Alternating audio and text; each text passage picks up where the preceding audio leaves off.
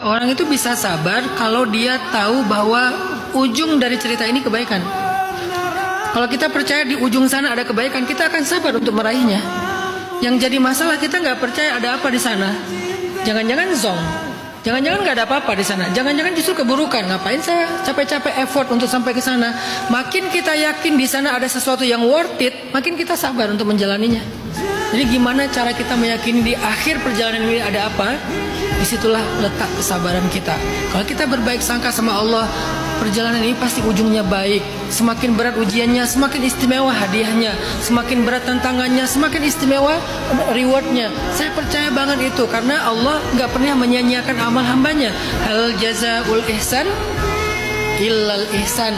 Adakah balasan satu kebaikan kecuali kebaikan-kebaikan yang berlipat ganda? Saya percaya itu, walaupun saya nggak tahu berapa jauh, tapi ujungnya pasti ada dan ujungnya pasti baik.